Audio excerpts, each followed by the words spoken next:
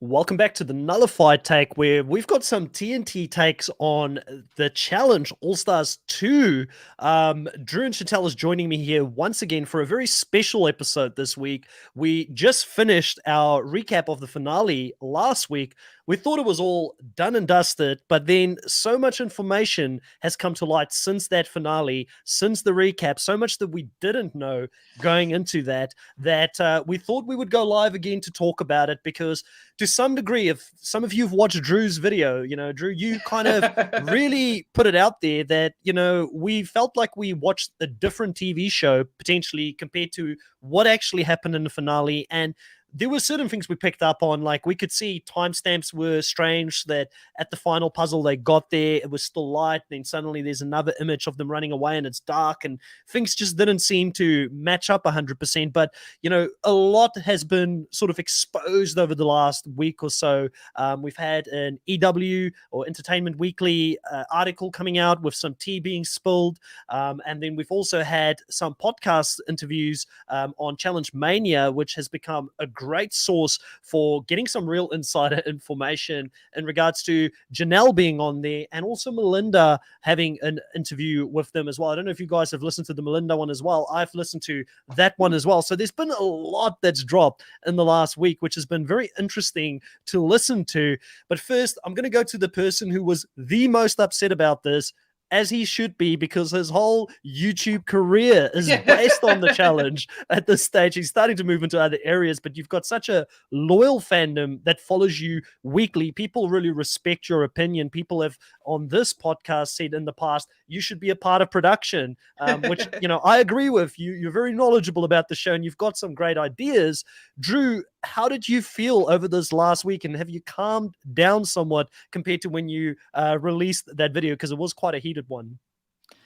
Yeah, I mean, having a couple of days afterwards, because I made that video soon after listening to the full 2 hours. I kind of was taking notes in my brain. I was taking some timestamps. So right when that was done, I didn't really have like a full-on outline to do the video. I just listened to it and then I went straight with my emotions and feelings and I just made the video. So that's where all that heat and passion came from, was just doing it so quickly after. I wasn't even really thinking about majority of what I was doing. I think I had like 45 minutes worth of the video and I cut it down quite a bit because of ramblings and everything else. But luckily I have been able to like have a few days of like being able to like sit with it a little bit, have some nights to mull it over and everything. And it's not like, I am still pretty upset by it. I'm frustrated. I'm always one that puts it out there that I would love transparency. More transparency for the audience is better.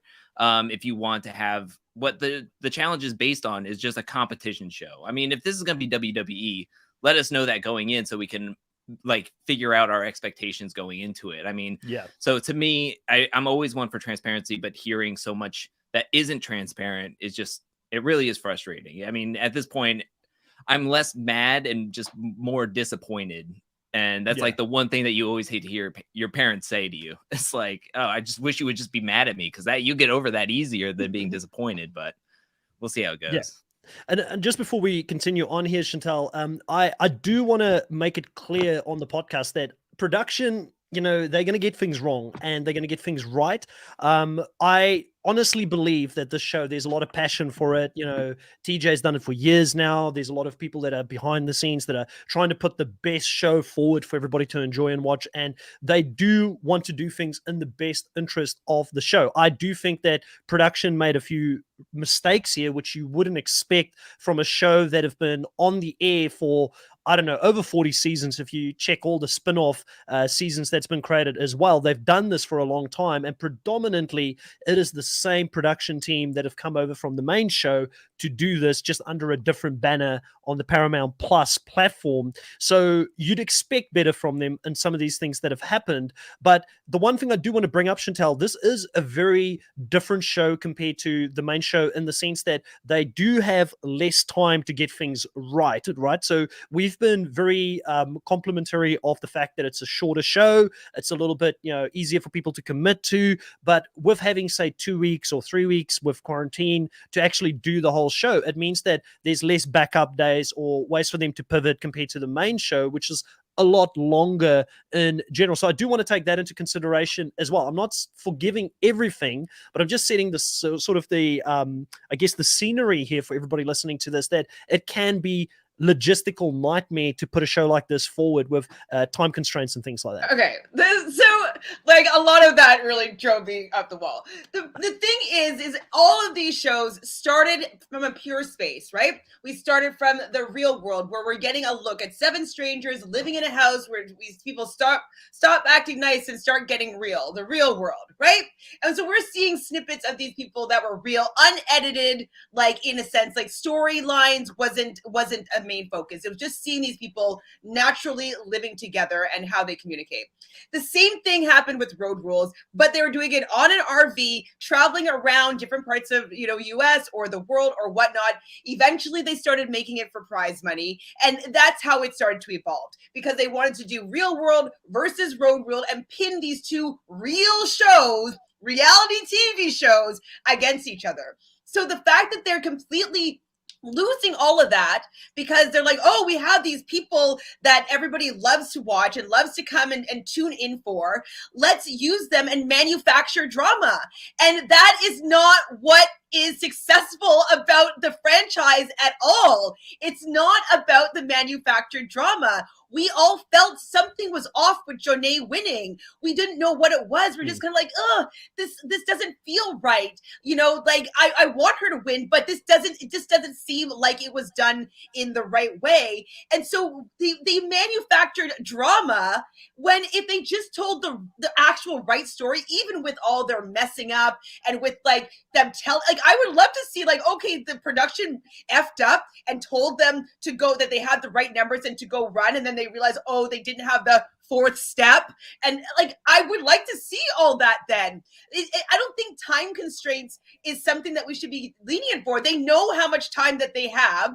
They know how to plan a show. You said they've done it for 40 seasons, so figure out how to do your show in the time constraints that you have, and don't say that you have to alter the results of a show because you're losing light. I don't care that you're losing light. Like, film it in the dark. Get a ring light out there. Like, I don't care. I would love to see that. It's like, oh my God, this went longer than they were expected. Everybody has their own solo body cams on, and they have like a ring light that they're holding because like the lighting is gone. Like, I don't know, troubleshoot in a different way, but don't troubleshoot, in my opinion, with the storyline to tell some, fictitious like story arc that like I don't care about. I'm just so irritated by how they've ruined my show. I was so happy with All Stars, and they, in my opinion, have ruined All Stars because they've lost what makes it good. It's not the storyline, it's people.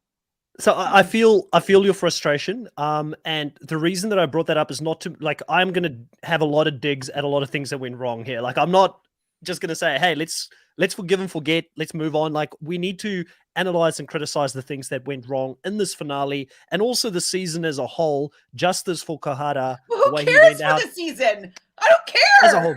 Yeah, no one's going to watch this again knowing that the end result.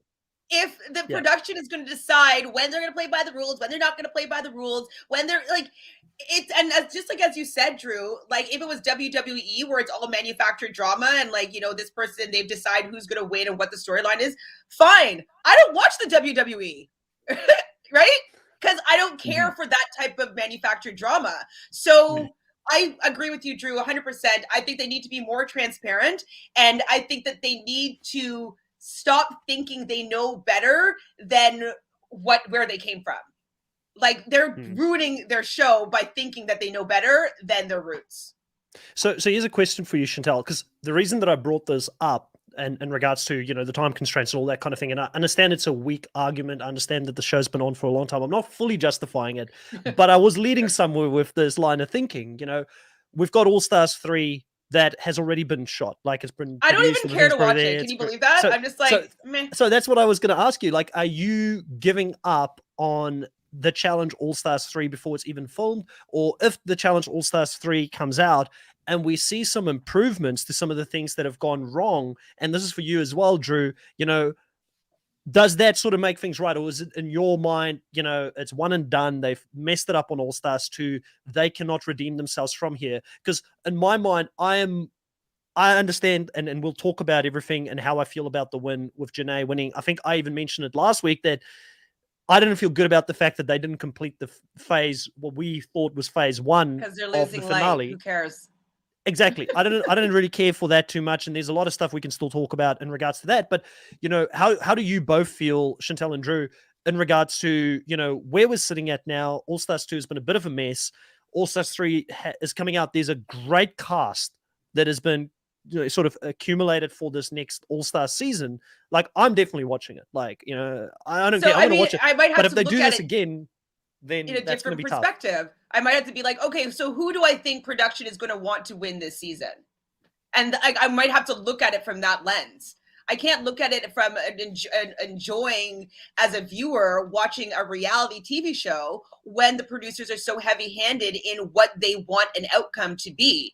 And so if I'm watching it from a different perspective, yeah, maybe I can enjoy it. But like the fact that that all this was exposed, obviously we've had some inklings of like hearing that production rigs things for certain people to win, like Johnny Bananas to win a couple of times, and even CT. It was speculated that CT and Bananas in dailies, they would always go like near the end so they can see how to do it. So they'll always be the ones that do it the best because they had the most. We've heard stuff like this, people being favored, but this time was just so blatant that like it just doesn't make it enjoyable to watch. And of course I'm going to watch because I'm a creature of habit. I've been watching more years than I've not been watching it in my life, but I just don't know if I can come from it with the same excitement as I came into season 1 and 2. And that saddens me because I know that I've been a New School fan for a while. If I have to be honest, I enjoy Main Challenge more than All Stars because I kind of have come with these players now for 5 or 6 seasons that I've consistently seen them playing. So I've got more of an understanding there. That's why I'm going back to watch some of the older seasons now, so that it probably wouldn't matter as much in All Stars 3 because there's a lot of newer players that's going to be in All Stars 3. But, for me, I've always been probably more main season, not 37 necessarily. It was a bit of a drag towards the end. But, I know how passionate, Chantel, you were for All Stars when it came out, doing the whole All Stars 1 with you, All Stars 2. You've been extremely passionate about it. And it saddens me to see that this has crushed your soul. And Drew, you're someone as well that is a massive fan of the challenge. You've come along with it for a very long time now. Where are you sitting? Are you similar to Chantel, just completely jaded by this thing right now, and it's really hard to even look forward to All Stars 3? Has the veil been removed from your eyes in regards to the show? Where are you sitting? How are you feeling? It's been a couple of days. Like, obviously, this is the first time that myself and Chantel, we get an opportunity to vocalize how we feel about some of these things, but you've already done so in your own channel, and you get another opportunity to talk to both of us about it now. I'm still pretty much a mixed bag on this, and the way I'm feeling about it, because it's like there's two halves of me. I'm still a fan. I'm still a fan of the show. You're gonna have people make mistakes, and you're gonna have like blatant mistakes. I mean, this is like complete ineptitude at some points, but to me, I'm still a fan at heart, and I want to see some of the people that are on All Stars 3 compete. And in the middle of the show, while I'm watching it, of course, I'm going to enjoy it. I'm going to like to see the dailies and the eliminations and the strategy throughout the game. And I'll probably like during the time of watching it, I'll forget some of this stuff, but there will always be something in the back of my head now going like, okay, what really happened here? Or what was something that happened here? Or, oh, was that really off by 2 pounds or like a second? Like, I mean, I'm always like that anyways. Like the 1 second thing always gets me. It's like, oh yeah, of course, it's always 1 second, 2 seconds. That's always going to be it. But I'm still gonna watch it. I know some people, I haven't answered comments yet on the video that I made this past week, but there was people that were like, are you gonna boycott it? And I mean, that's just not feasible. I mean, I make videos for a living, and I make majority of my revenue on challenge content. Like, whether of my mixed feelings about it, I'm still going to watch it regardless. And I still want to make videos because I still want to talk to people about the show, whether I'm like at 150% on certain episodes, or if I'm like having that little back of the head kind of voice kind of being like, okay, well, this seemed a little shaky to me or something like that, or being a little bit skeptical. But I'm still going to make videos. I still like the challenge. We're no strangers. If you're an audience member of the challenge for a long time, we're no strangers to these types of rumors or types of information coming out of people talking about certain things that happen during challenges. I mean, big one is Bananas and Total Madness. It was supposed to be maybe one winner that there was the rumor but then they made it two at the very end. CT getting able to do the double elimination. He was getting iced out of every skull, but now he can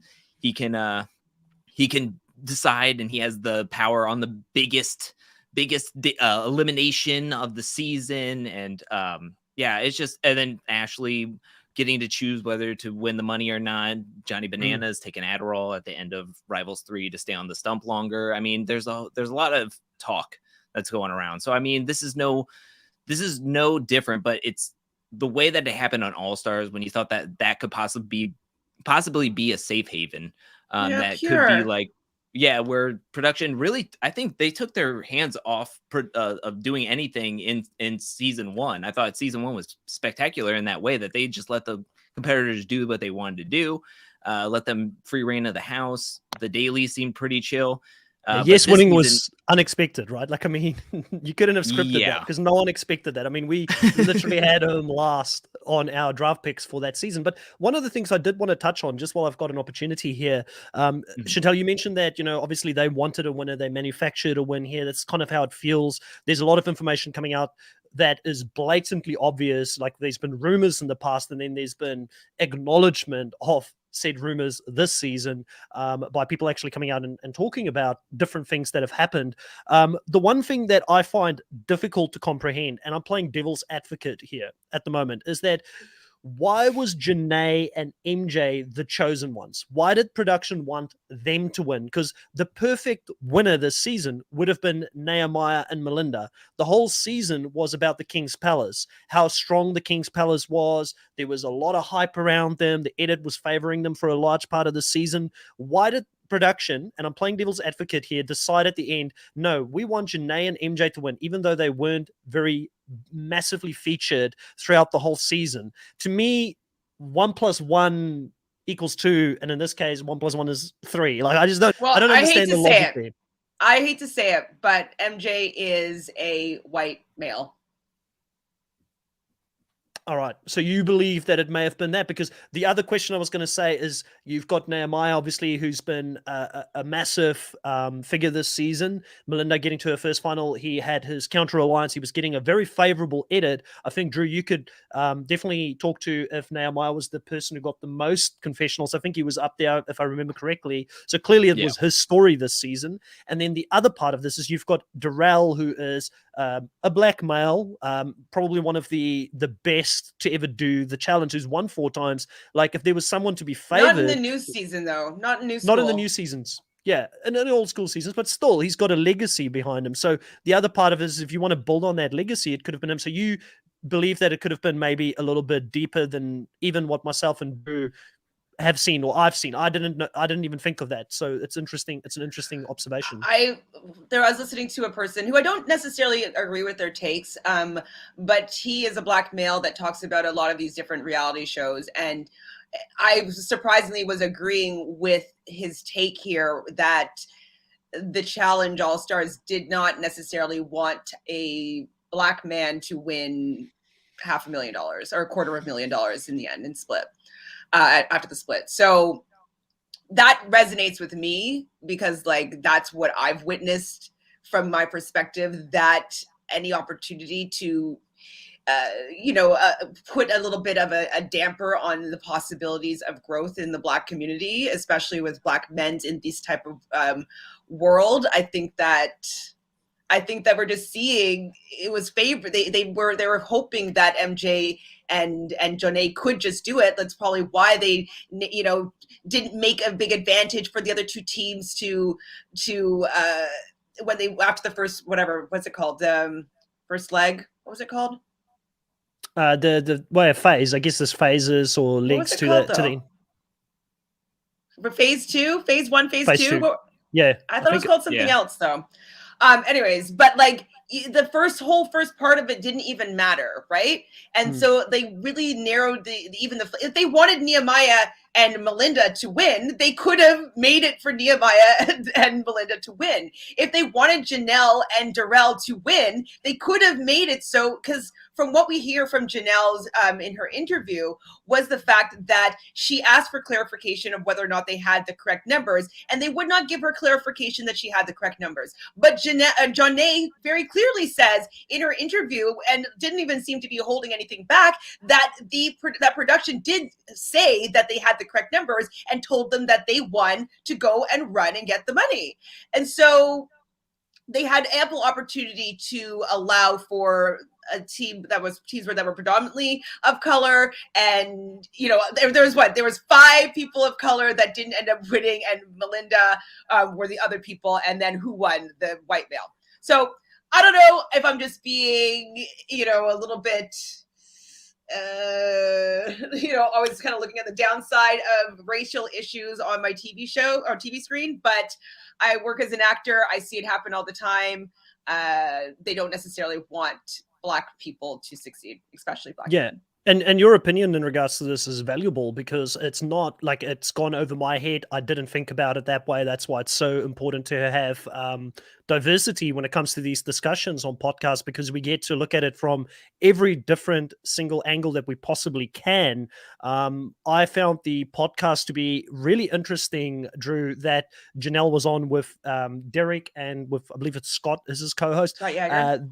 Yeah, Scott Yeager. So it was an interesting podcast because for the longest period of time, I really could see that they were trying to defend production as much as they could while talking Derek to was. Janelle. He wants the call. Derek definitely, and he's not gonna cut into his paycheck, obviously, when it comes to going back out there. But let's talk about some of the really controversial things that happened here in the finale. So obviously, the biggest one for me is the fact that Janae and MJ was actually able to continue without completing the puzzle. And in the EW article, they said they would always complete it. They would have always completed the puzzle. They would have to have done one more leg to complete it. But that one leg could have taken them an extra hour, which would have meant that the teams who finished would have been able to rest in that time and get themselves ready for the next leg. And that to me is an absolute crazy concept. I agree. This is where I do agree. And I don't want to come across as completely defending production. I'm trying to, because I love this show, I believe maybe naively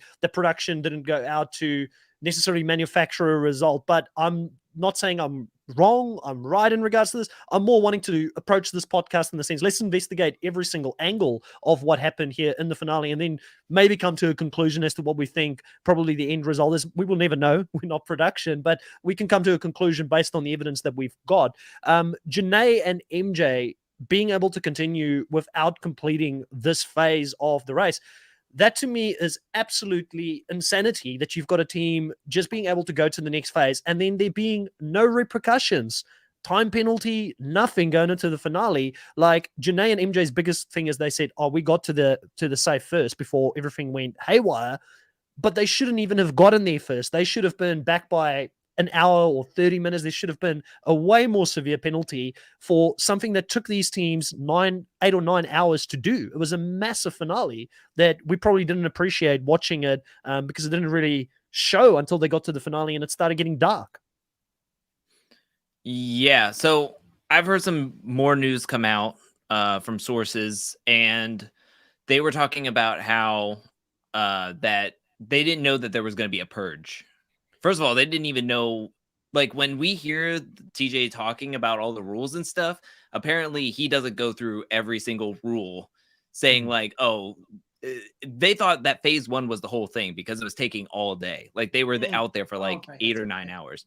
So hearing that, I mean, that just takes the wind out of your sails for the team that comes in first, which is Nehemiah and Melinda, who thinks that this is it. This is over. Like this is the last hurrah, and they put their final piece there and they're laying on the ground being like, yeah, I think we won. Come to find out there's a purge, which they were never told about. And then they were now going on to phase 2, which what kills me is I get that there's so many things and so many parts to the finals that they can't show every single step, but why not? Why not just show us that there is a puzzle before heading to the race down there, because I was so confused how Tech and Ayana was able to outrun everybody just running along a path. So it makes sense why there would be a puzzle there. There's an extra puzzle piece after getting those 14. There's an extra puzzle piece way out the way to have to go get the 15th final puzzle piece, which is like insane to me. I think if the thing is like, I don't know if this is like 100% rigged or fixed, or if it's just 100% on the production team just not having all their T's crossed, their I's dotted. I mean, you're hearing that the memory board is messed up on MJ and John A's board, and then they're kind of just like throwing this phase 2 together. The math problems are varying in difficulty without like there being a thing. I heard that the eating challenge was you waited after you ate instead of waiting before you could eat. So that's a sign of production wanting everybody to eat first so they can get that shot of everybody eating at once. And then once you were done eating, you would wait your time penalty, and then you could go forward. That's so annoying. It's really, really dumb. And then another thing is like, why do we, I know it's not like that big of a thing, but what is the point of, or what is the purpose besides a storyline of showing Darrell and Janelle leaving their board first to get to the safes, and then MJ and John A being in second place, and then them reusing the shot of Darrell and Janelle running to the math boards instead of running to the safes because they're not in first place heading that. I don't understand why that is a point of contention in the editing that makes it more confusing, more manipulative, instead of just showing us what's going on at the times that it's going on is what I would like to do. I know it's not that big of a deal because they figured it out or MJ and John A did whatever they were doing, but it's still an editing issue, and I still don't like it because I feel manipulated at the end of the day that MJ and John A was in first, and then when you're sitting there going like, well, Darrell and Janelle got there first. No, that wasn't even the case at all. Like MJ and John A got there first. It's like, why are we doing that? That makes no sense to me. To build drama. They're trying to build drama. They're looking at it only from a casual TV audience perspective. You know, people like you, me, and Chantal, we analyze this show. We give time in our lives away to talk about it because we're passionate about it. We're probably a different level of fanatic when it comes to watching the show.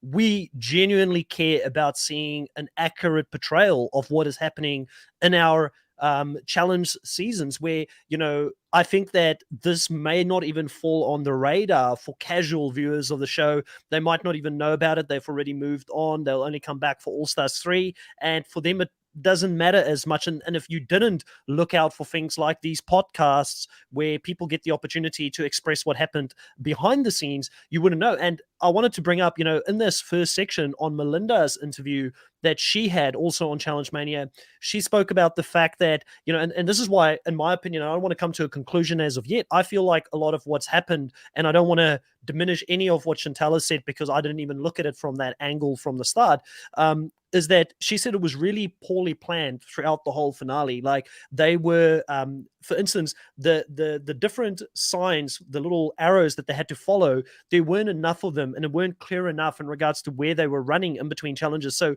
when they ended up going from the first phase that we didn't see on TV and they ran to the caves, and they were in the caves before anyone else, apparently nothing was even set up in the cave. It was completely dark. None of the symbols with the Morse codes were in there. They were asking one of the workers as they were trying to put things together, hey, can we use your flashlight to search for our next objective? And they were like, no, we're not ready for you yet. So it shows the production aren't even planning these things a day in advance, setting them up. There's no time for them to have a dream team like Survivor go out there and run this challenge to see what could potentially go wrong. So I'm not surprised that they had so many different issues in the finale popping up with people not being prepared or ready for the safe not opening correctly, certain puzzles not working out correctly because there's a production error. You know, clearly they're not thinking this thing through, Chantal, and there needs to be an additional level of professionalism and attention to detail, and potentially getting something like a dream team in place or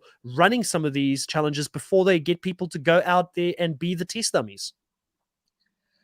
I mean, I think it's they just don't care about us. They don't care about the product that they're putting out. It's just a cash cow. They want to award the winners that they want to award. They don't care about the audience per se. I think they just don't care about us, and they're being completely very sloppy. Even if they wanted to have a particular outcome this season, like they could have done it in a way that I would still feel satisfied or still feel okay with it. But I feel really taken advantage of my fandom and like my enjoyment of the show, my time and effort that I spend watching it and enjoying it and rooting for people and investing. Like the reason why they make these shows is for people like us that watch it and are excited for it to happen. And I just feel as though they don't care about us and what we are enjoying and our experience at all. I don't understand why they couldn't have started setting things up at the beginning of the season. Like, you know, they have like, I know that they're doing the dailies and what I don't know what their work schedule is, but they could be setting some of these things up. Like, I don't understand why it would just be like 5 minutes beforehand they're posting up, you know, pictures, and it's just so sloppy that it could be easily rectified. And I just don't think the time is enough. I think they just don't care.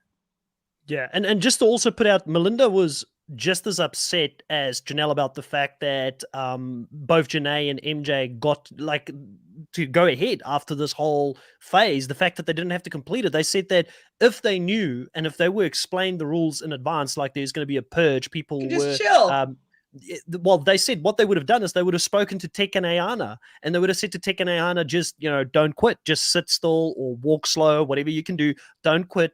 Give us some extra time to rest and recuperate, because Melinda said the reason that she went as hard as she did in this first phase and she ran full out with Nehemiah is because she thought this was it. This was the whole finale. The last time she did any of these types of challenges is the first time going to a finale. Her experience was that, you know, it's a very linear finale. You started one end, you ended another end. So everybody there, no one was aware there was different phases after that. They thought that was the final phase because it took them 9 hours to do. It was basically a whole day of running back and forth to do this. So she gave it everything for a minute advantage. And now we hear not even a minute advantage going into the eating challenge, a minute advantage that somebody had to sit back and they could just run. So in my opinion, more so, and again, I'm going to reiterate this, I feel like, and I had Darrell on my team, I feel the most upset for Nehemiah and Melinda, who I think probably deserve to win this final. They were first in the most difficult phase of this finale, and if the whole finale took them 12 hours to do, 9 hours out of that 12 hours or however long it was, they dominated. Mm-hmm. I totally agree. And that's what I was saying kind of last week, is that like, I don't find it compelling when the first phase of the challenge just doesn't count. Day one doesn't count. Like, that's just not interesting to me. Yes, of course I want to see it be competitive. I mean, it seems like it's neck and neck. Of course, you know, you want to see people that are fighting for it and all wanting it. But how they have been chopping it up in the last few seasons, it just hasn't been working for me. I preferred actually All Stars 1, how they did the finale. At least then it seemed fair. Like, I would have preferred, obviously, a male winner and a female winner. That would have been the most fair, in my opinion. But at least, like, everybody had to complete all the different tasks and get the, you know, different placements, choose your new partner with, like, I like that because it just seemed fair and there was nowhere to really hide. Well, with them, like, they literally, Chantel, they literally on All Stars 1, you know, TJ said to them, turn around, look at that mountain, the top of that is your finish line. So they knew where the finish line was. Exactly. And this one is like, okay, well, this is phase 1. You're just like, okay, what's phase 2 going to be? Phase 2, you're going to eat some food, then run to unequal puzzle boards, solve it, and then run and use a lock. But you don't get the 4th step because we're only going to give one team the extra step that they need to actually solve this puzzle and allow them to run to a plane. I thought it was very anticlimactic if they were looking to get the drama.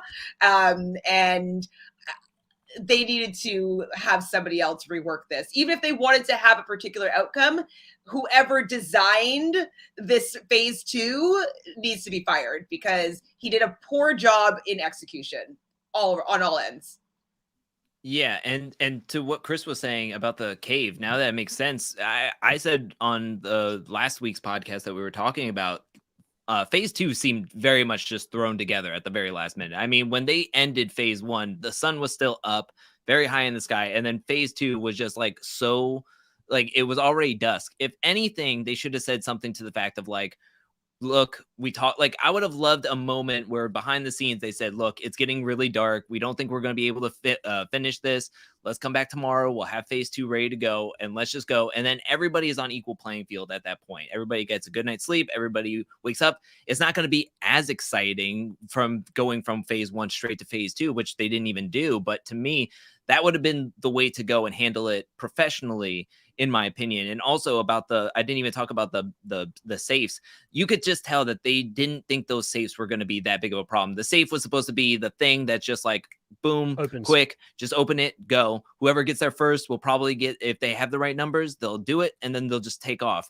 So for, again, the production team, somebody made an executive decision. I don't know if it was an executive or just somebody standing there holding the clipboard saying like, okay, just run. Like, who would have thought, like, what would we have said if that was the final product of just saying like who, oh, it didn't open, oh, just go, just run to the thing without opening your safe, like just go ahead and take it. Like, we would be like, for them to be like, it was oh, a junior. again, the boards, and then the boards are not done well, and so they have to come back with the fourth step, and it's, you can just tell it's just I think, Drew, it was together. a junior, because that person said, a junior production member, because they said, okay, just run, we need you to win before like any of the other teams get it, because maybe their safes aren't faulty, or there's something that's going to happen where I think they were trying to keep the result in their minds as legitimate as it possibly could have been, because MJ and Janae got there first, and then halfway down there, someone senior came back and said, you can't have them run without that, go and pick them up and bring them back. That's what I think happened. They got overruled,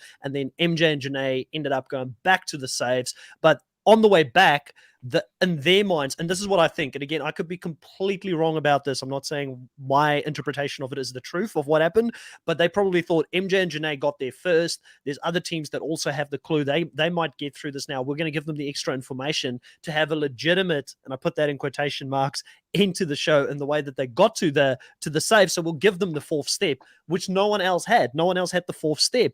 And to me, it's crazy that this came out and that MJ did not have the awareness to keep this to himself. Like, I would be surprised if he gets to keep the majority of his winnings after probably well, the thing is, I'm sure you sign non-disclosure NDA agreements and things like that, not to talk about production-related things after the show. They might not have known, though, that it wasn't, like, you know what I mean? It might have just been an honest, like, slip up, because like when, from what we hear from the Derek's podcast, was that he talked to MJ and he asked him like, hey, so what was the fourth step? And MJ was quiet about it. So he obviously was either told like, hey, you shouldn't have said that, or Janae was like, oh my God, you shouldn't have said that, after the fact. And now he's just going to play quiet. But I don't think that he's going to have any repercussions for slipping up on something that production did, that he might not have been aware that everybody else didn't have this fourth step.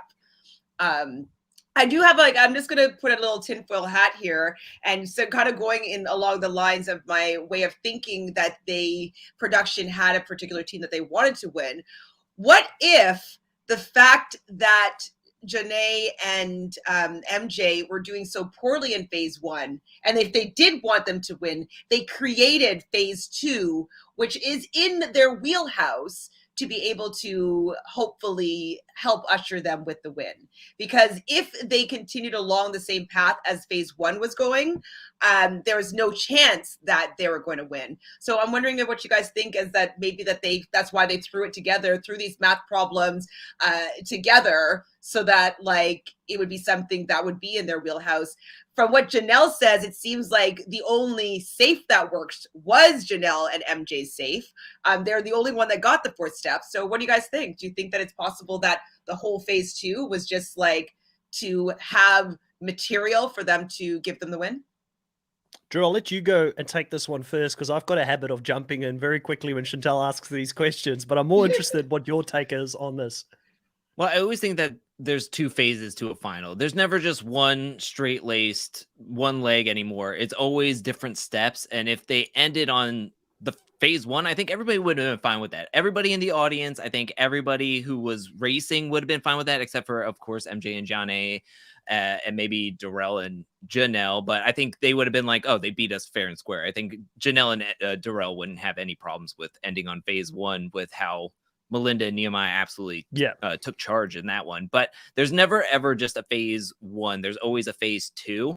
I just think that it was just put together so poorly. Like, I really do think that they just like threw this all together. I think they bought the jet or rented the jet so far in advance that they were just like, oh, we got to do something on this runway.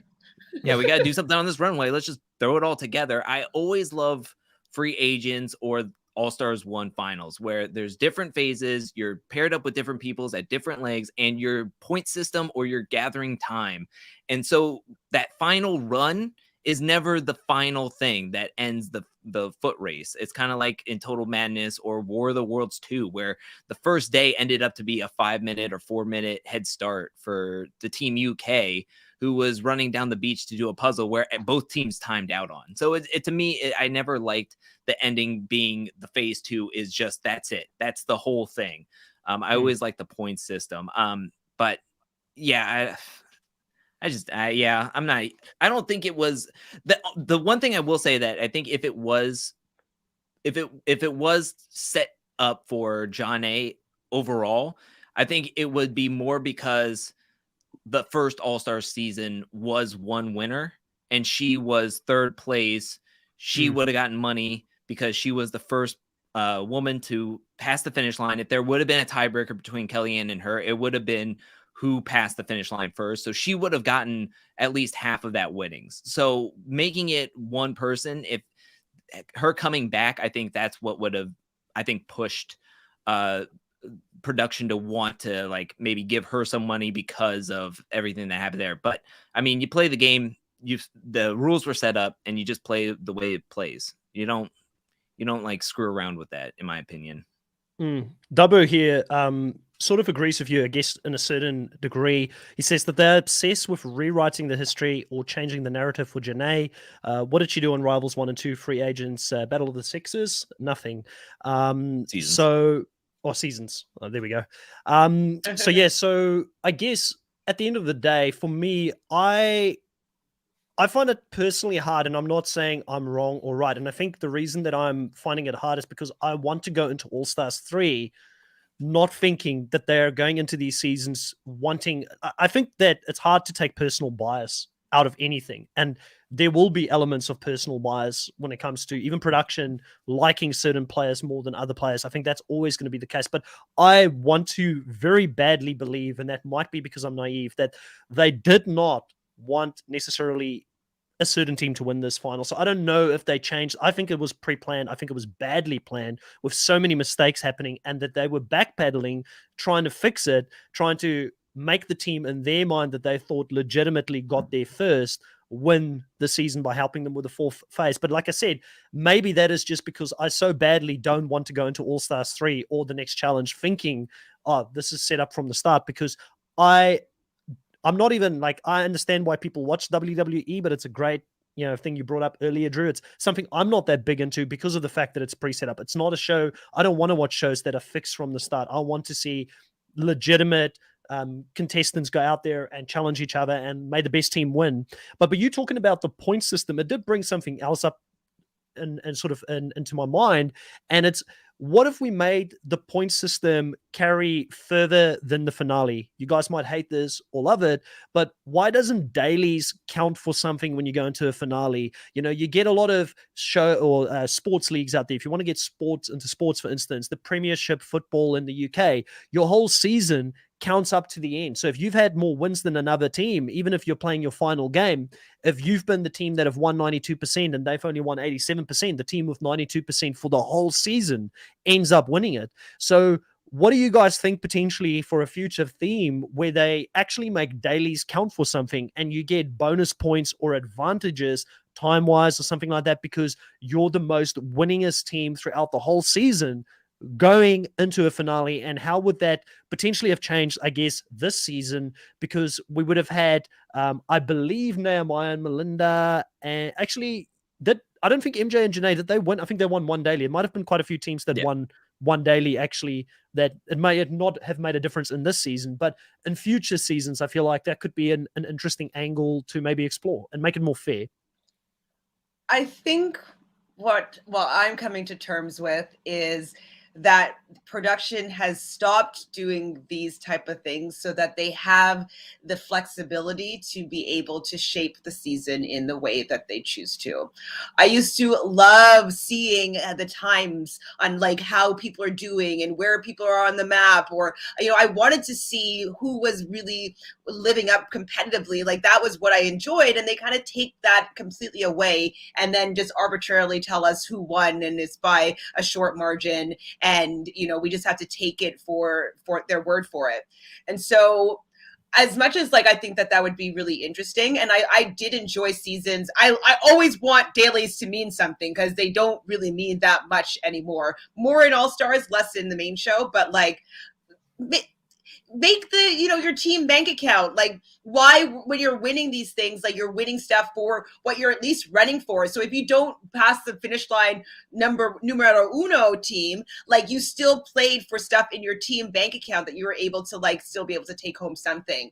But I think it's because they just want to give the money to whom they want to give the money to, and they want to have the flexibility to share whatever story they decide to share. And if they have too many ways for people to be like, no, that's not fair, no, that's not fair, like I think that it would be problematic for them to be able to shape the season in the way that they want to. They're not into fair, they're into what story they want to tell, it seems. Yeah, I think it would be a great idea. I think it would be fun in the sense that, like Sidani was saying, that it would make them try. It would make them compete the whole way through, because like Chantel was saying, these dailies don't count. I mean, they don't really mean anything when you have all the numbers in the game. I mean, Nani didn't really have to win anything if she really didn't want to, and if she wasn't on a team that was winning the whole game, because she had the numbers by her side. I think if they did like our point system, I'm not saying our point system was perfect, but if they had our point system for daily wins and then also elimination wins, if you could somehow get to the final after winning so many, what if that was the advantage going forward? Like, oh, well, if you had this many daily wins and you really tried, you get like a 2-minute head start or something like that, or you get to bypass the first puzzle and you could just run off to the nucleus, and then everybody else would have to try to figure out the puzzle. I mean, at least that would make sense to like figure out why people would even want to compete if you have the numbers. At this point, it's going all the way back to Battle of the Seasons 2012, which some people have said that they liked, which I did not care for. I'm still there's some people. There's some people that came at me when I said I didn't like the winning team, the winning season. Sorry. Well, that's a season that Frank said that it's not about personality, it's about numbers, and that's why they brought in the kill card, because that nullified all the numbers. So they had the kill card, made dailies count for something, so you could try to get out of being in the draw and also being picked to go into the elimination. That was what made that season so much more enjoyable for everybody, and everybody loved that season because of the gameplay, the characters, but also the format of the season. So I think that that all plays into it. One thing I do want to bring it up right before I hand it back over to Chris, I did see a comment that said that somebody liked the sound design so much for this season that they like kind of reached out to the person that was credited on the show. And when he like said, like he messaged him saying like, oh, I really liked what you did with all the music. It's so much better than the main season. And he said that the guy actually reached back out to him and said that he hadn't worked on a whole lot of shows before this one. So my thought process is, what if they are putting together like a skeleton crew or a team of kind of not inexperienced, but not as experienced, or the known crew, the A-list team for this season, because it is such a quick production and they're trying to keep the cost as low as possible. I wonder if they have this kind of like skeleton crew that they're just like, all right, let's put this all together. Hopefully everybody can do their job and do it like to 99% of your ability, but they are giving like 75% of their ability because they can't go to FedEx Kinko's and make sure that the board says all the instructions on it, hitting up to the safe. The Office Depot guy can't go and get a good enough safe that will be fine, or decide which math problems are in the same difficulty in a math book. So, can we go? I was going to touch on this math problem. Just before we get into the math, I do want to touch on that because it's a big point. Guys, if you're in the live stream, I've just put a vote up. I'm really interested to know who would continue. Like, will this make you less likely to watch future seasons with all this news coming out? Let us know. It's a yes, no only at this stage. Really interested to know how you feel about the fact that all these things have come out. So jump into there and do the votes. And then we had someone bring up the specific on the math puzzle earlier, which I wanted to bring up. If I can find this, Sam asked here. Agree with everyone having the different puzzles. How they needed to be the same difficulty level. So that kind of leads into, I think, and I might be wrong, I might not be in sync with what you were going to talk about, Chantal, but it leads into what you were going to talk about, the fact that there were 3 different difficulty levels on the puzzles. How does everyone feel about it? I'm going to put it quite quickly out there, and I already feel like Drew won't agree with me on this one because he mentioned he didn't like it, but it's okay. We like to have different opinions on this podcast. We allow it sometimes, as long as it's not too crazy. As long as it's I like mine. the different yeah, as long as it's yours. As long as like for me, having the different difficulty levels, I think, comes down to challenge experience. I expected a bit more from Darrell, going there, having to look at the puzzles and then deciding to go for one that's a little bit easier. But then again, his algebra skills, I don't think was his strong suit, wouldn't have been my strong suit either. So there's no shaming from this end. I never liked algebra as a kid growing up, didn't sort of take to it. But I do like the fact that for players that are a bit more savvy and that will sit back and look at the puzzles for a second, they may be able to figure out, hey, there's some puzzles that are easier than others. But I do think, and I know I'm kind of floundering, being in between, doing the middle road here, there has to be a certain level of difficulty. I guess it can't be one spectrum to the other one. It can't be like a level 1 easy problem to a level 10. You need a university whiz to come here and figure this thing out. But I do like the fact that there is a difference in the puzzles, and that there is like someone like a Wes or a CT, if they went there, I bet you they would have taken the right option, or even like a Devon, they would have taken the easier option. I have to agree with Janelle on this one, and that's with the transparency of letting them know that there is varying difficulties in the puzzles, because, maybe it's naive and her not having done a season in 14 years and maybe relying on Darrell to be giving her that insider information that like, hey, there's going to be varying difficulties. But they're just thinking like, okay, we're done. Let's get to one of these puzzles, start working on it. It can't be that difficult. But like Janelle said, she's like, if she knew that there was going to be varying difficulty, she would have taken a moment and stepped back and then decided which puzzle that she was going to do. Because like, if you took a step back, the middle one you could solve just by looking at it. Like the middle grouping, you can solve pretty easily by looking at it. Nehemiah's, like the one on the far right, it's very easy, but it had a little bit more like items on it, so it looked like it could be more difficult. And the left one, I'm good at math. I was like, when I was younger, a math champion. Like, I enjoyed math. I did math for fun. And I still don't understand how to solve the second board. I paused your screen of your video, Drew, and I was like, it can't be that hard. Let me take a look at this. And I was looking, I'm like, okay, are we using the same information from the first one? Well, no, that doesn't make sense because we're multiplying by, you know what I mean? Like, I was like trying to rationalize how to solve it.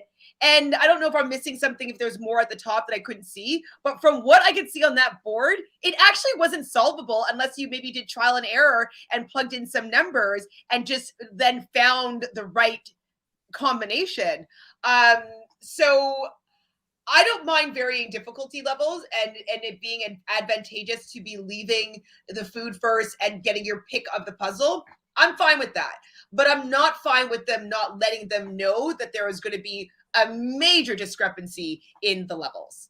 Like the fact that on pause, I can't solve it should be very simple. And every single other board other than that particular board was like grade 3 level math. And this one, I don't even know what level math it was because it just didn't really even make any sense. You know what I mean? Like how they put the problem together. I'm like, why would you do that? And I'm like, am I gonna have to factor it out? And like, no, but that's not gonna be, you know what I mean? Like I was doing every type of math logic to figure it out, and I still couldn't figure it out. So It was kudos to Christian Janelle for being Ubicki. able to do it. Okay, he figured it out. For my Survivor fans out there, it was a Christian Ubicki difficulty level of puzzle to figure out there. You needed a math professor to come on there and do it.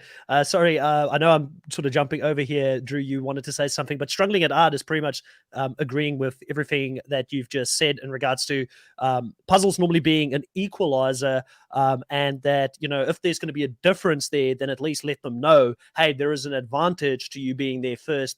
Make a careful decision before you go ahead and continue. So, like, I'm not going to die on this. I like, again, maybe letting them know is a great thing because it actually gives a benefit to the fitter team to get there. But then again, it is also good to see equalizers throughout the whole show where they do have to do the same thing. And even in Challenge 37, the whole thing with the puzzles was that they, you know, had to throw their puzzle boards over like CT did, nearly throwing one off the cliff in one of the seasons, so that they can't copy him, basically. And it's because it's all the same thing that everybody has to do.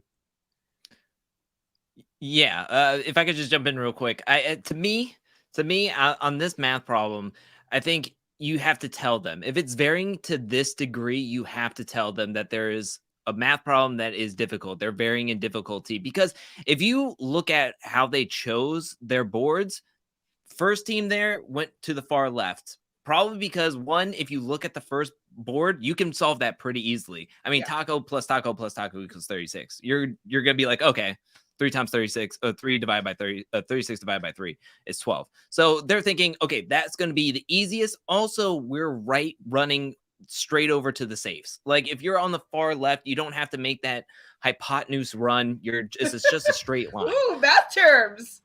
Thank you. But the way that they came in, it was like the first team went to the far left, second team went to the middle, and then the last place team came and went to the far right. So I mean, they went in that order for a reason. I mean, if they would have known or had the ability to, like, because when you're running down there after a long day of doing these problems, doing these boards, and then running, and then now you're in that frantic mode of like, this is it. This is what it comes down to. I only have a half a minute to run down here while the other teams are hot on my tail after eating some cockroach nachos. I have to get down here and I got to figure out which board to take. There can't be that level of difficulty because they didn't say anything. So I got to just pick a board. I'm going to pick the one that's a straight line to the safes. So that's where my struggle is. And you know what really kills me about that podcast episode with Janelle is that she kept on saying, like, I just think maybe I'm too naive or I was naive. And it's like, yeah, I kept on being like, stop beating yourself up because that is not naivety. That is just pure common sense that you would think that this is all on board, that everything is just equal playing field. We're on this thing. Production would have their stuff together. Everything would be right as rain. They may have tested some of these options out or would have thought that the math problems are all equal or made sure that they could solve the math problems with a piece of paper around the same level. But it's not naivety. It's you trusting in the process and you trusting the production and the hands that you are in, that they would ask you to be a part of the show and it would be up for fairness. But I mean, to me, I just kept on being like, gosh, she's saying it so much because she just wants to be like, she's trying to like figure out some logical way of why would this happen, and it must be because of me, because I haven't been a part of the show for 14 years.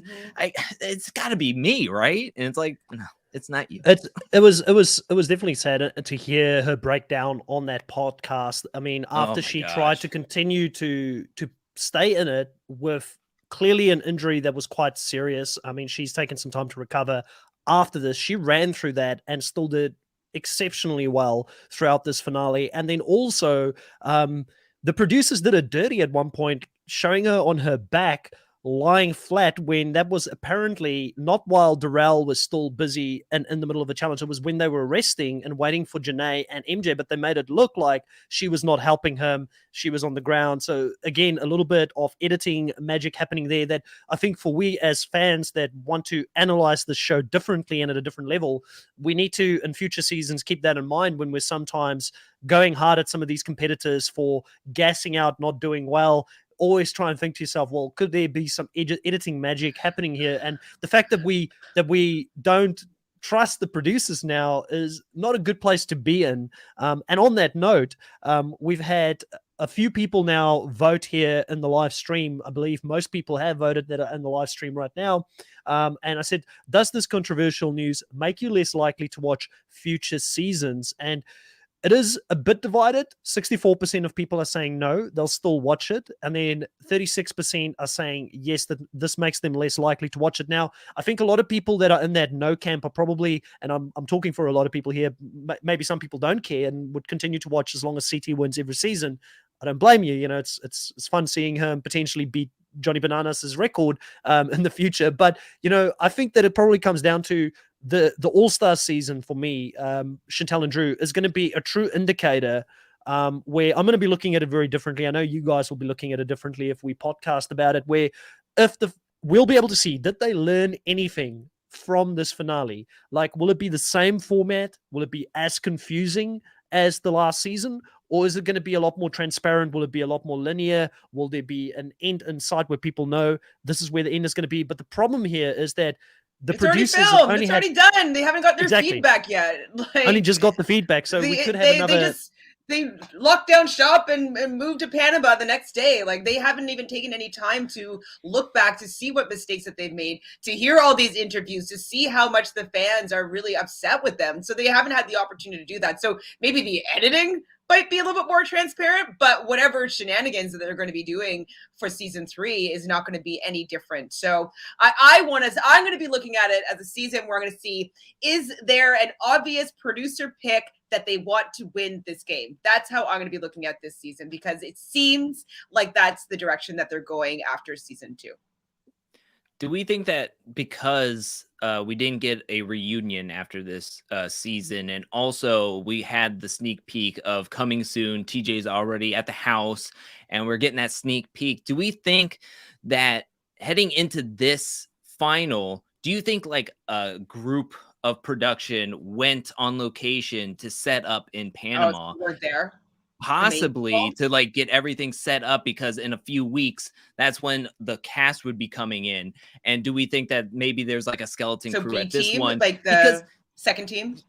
Yeah, because I definitely felt like that second phase was just thrown together, and to me I almost feel like they didn't have everybody there in that sense. So they were like, because it did go longer, because there was a second quarantine, maybe they were just like, oh well, we got to hurry up and get over to the other site. We have to get the house set up, make sure it's good. We have to paint the Challenge All-Stars somewhere, or put up a wooden board that says Challenge All-Stars somewhere, and scout locations for daily challenges and stuff. So I wonder if that also added to it in the way they set it up. So I don't know. It's still not okay. I'm not trying to justify anything. I'm just trying to, like, in my mind, I'm like, this is me trying to put logic to it, is what I'm trying to figure out. Yeah, Sandy here has got no faith in production, and he says, no, they will never learn. They will do the same thing anyway.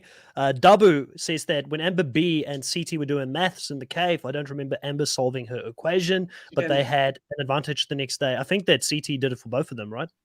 Well, they changed the rules to that. Every other team had both their partner, like both partners finish before Amber finished hers, but then they seemingly changed the rules, so since CT finished his first, that he finished for their team, so he was able to get that advantage. And I was annoyed by that at the time too, because I was like, you want CT to win, which is fine. I love CT. I want CT to win too, and he did perform well, so seemingly deserved it. But if the rule is that both your partners have to finish first, like, and she didn't finish, like.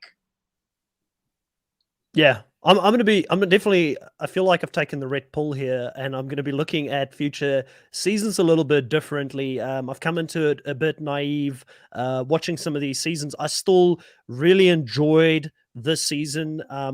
From the aspect of the cast, they brought some great moments, TV moments. Like, I'd much rather remember the Greek salad moment from this season than anything that happened in the finale, and the King's Palace and the great song that came from that, and everything. Like I said, I mean, the producers, in my mind, truly wanted someone to win this show. And again, maybe I'm looking at it from a different angle. You brought up a great point in regards to maybe, Chantel, why this did not happen.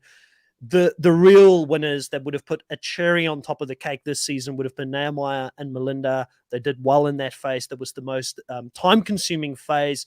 The King's Palace really was a big vocal point and a big narrative force this whole season. It would have just been, it would have made sense, you know, like, I mean, I don't want any season to be rigged, but that's where I would have rigged it if I did want to rig this season. If I was a producer of the show, I think fans wouldn't have been angry at a Nehemiah and Melinda win if they did Even get it in the end. at the final, like, even if Janelle and Darrell ended up winning at the safe or whatever, like, I still would have been like, oh man, good game though. Like, I would still have been able to respect. It just didn't seem fair.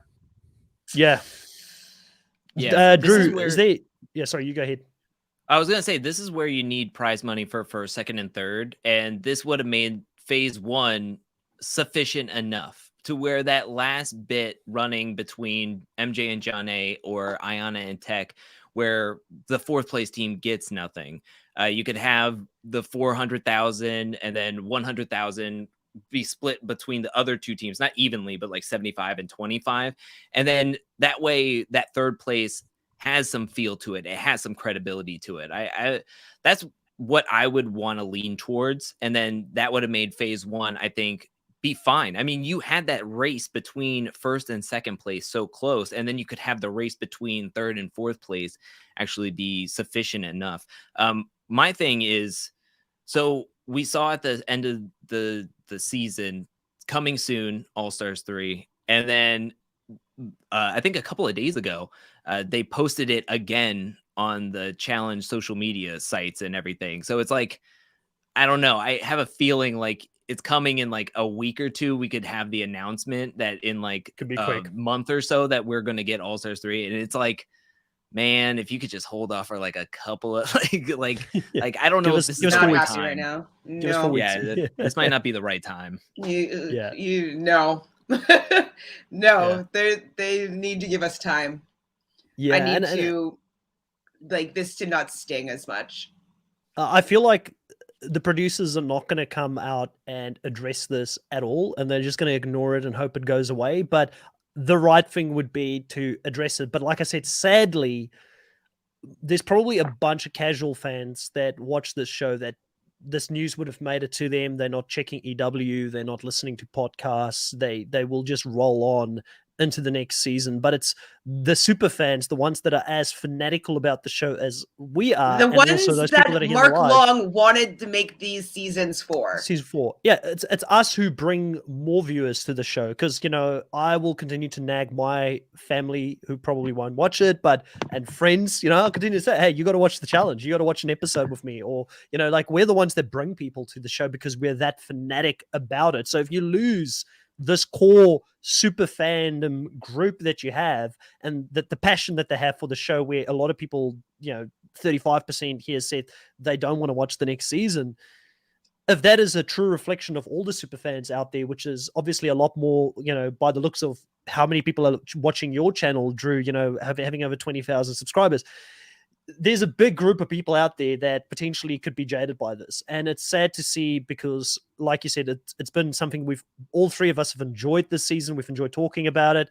I will be back to talk about All-Stars 3, you know, because it's a great cast. And I know Chantel will give you a moment, and Drew, to relax. Sure, you guys will be back to talk about it when it does come out. But, you know, if they don't learn from these lessons, which may happen in All-Stars 3, it might be 2 strikes in a row. And by the time they can respond to it, we're going to be back on the main season. And I'm fearful for where things might go. I'm hoping that they address it. I'm hoping that they go in a different direction. They will not address it.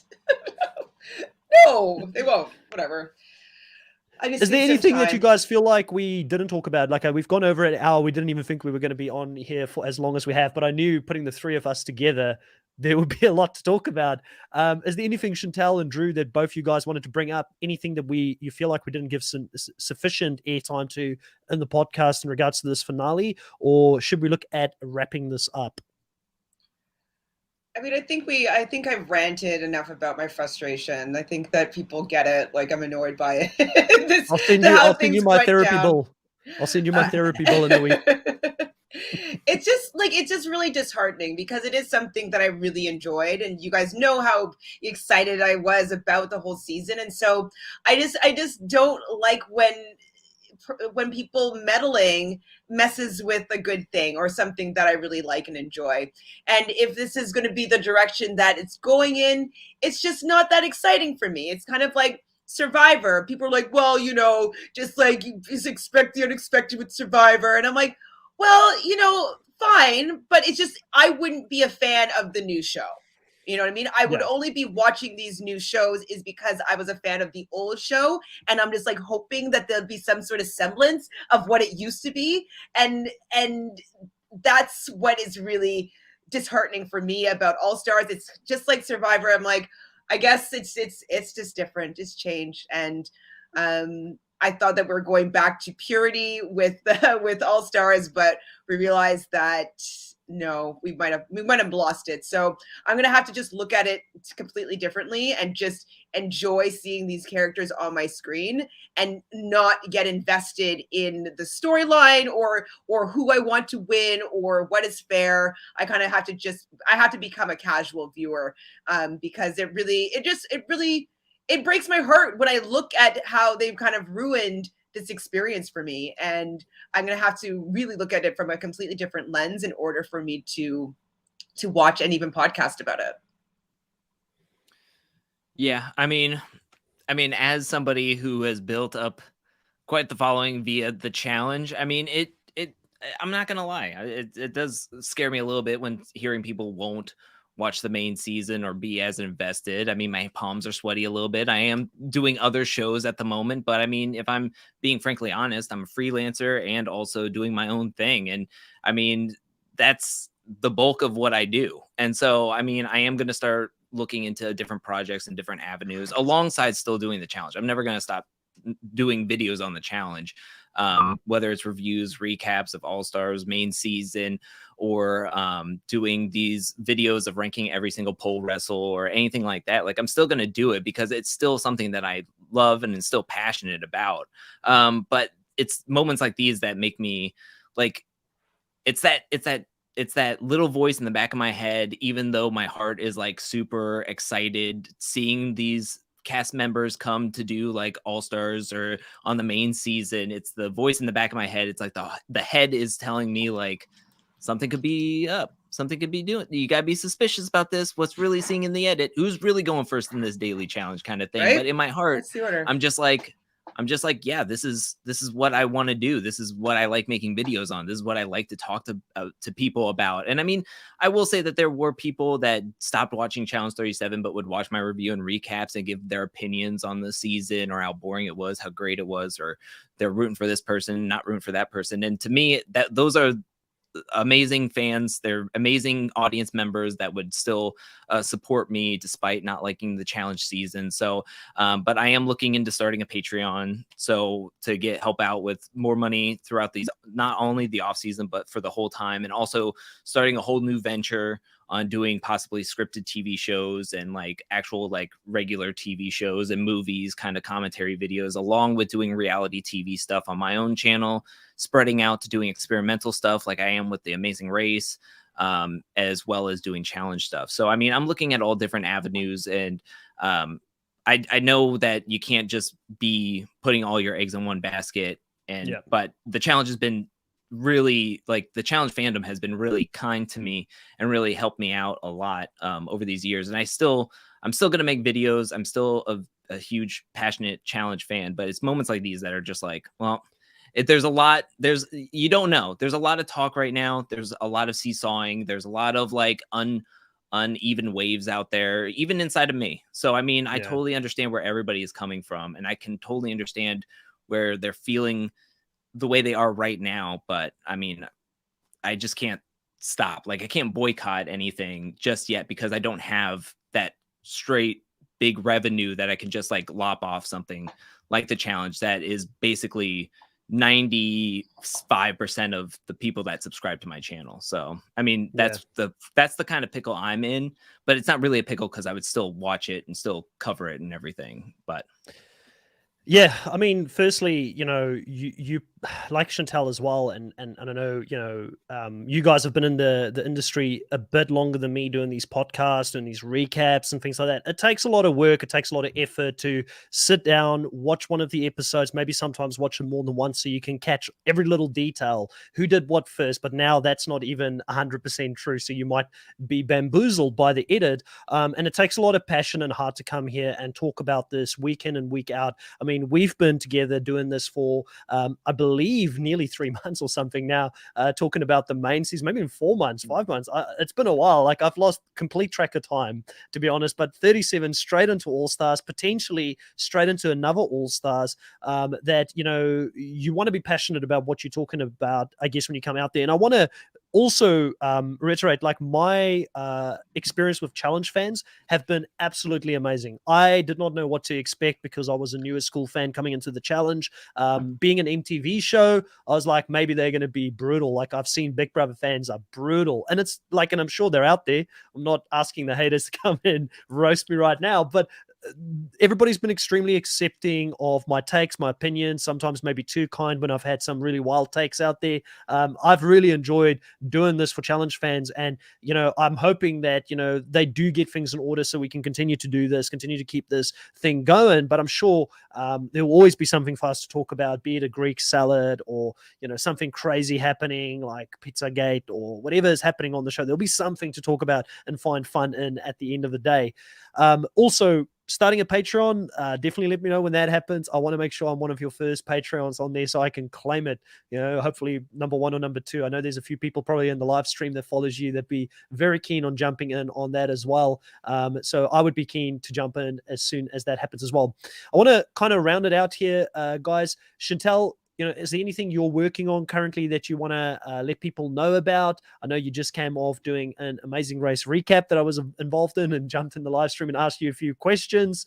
We've also, myself and Drew, just done our Amazing Race recap on the Nullified Take. So if you want to check out either Chantel's or the one that I did with Drew, please give that some listen to whenever you get an opportunity, if you are following the Amazing Race.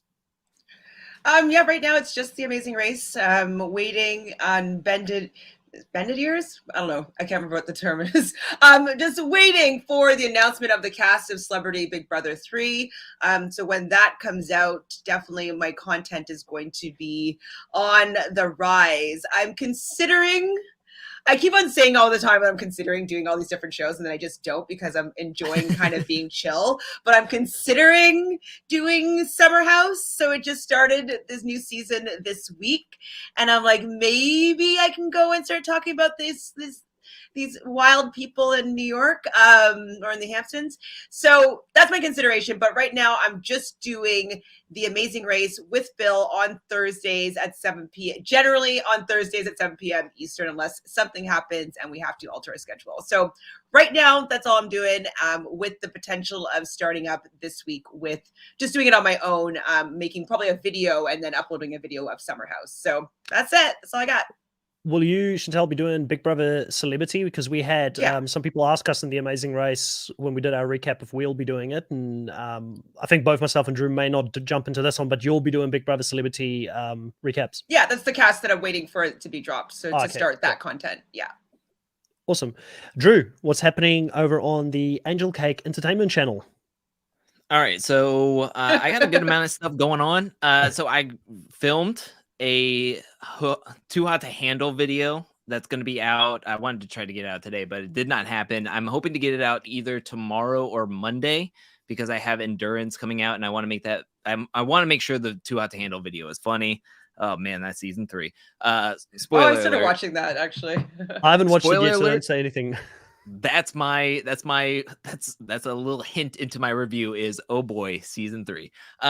So Sunday I have Endurance coming out for season 2, and then either Too Hot to Handle is going to be out Monday or Saturday, like I said. And then I'm going to have a challenge video coming out, I think Wednesday.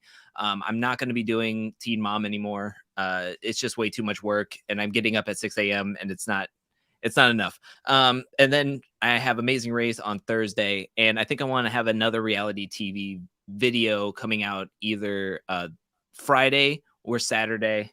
And then I'm going to launch a new project out on February that I'm going to start working on. So we'll see how it goes. Lovable Nikki Yay. might be joining you for Celebrity Big Brother. Yay, thank you. I will And Nikki, be I will watching, take but I that. won't talk about it. No, Nikki was asking if she wanted me to send me the puzzle. So yes, if you have the solve of it, like I would love to see it. And my backdrop is falling.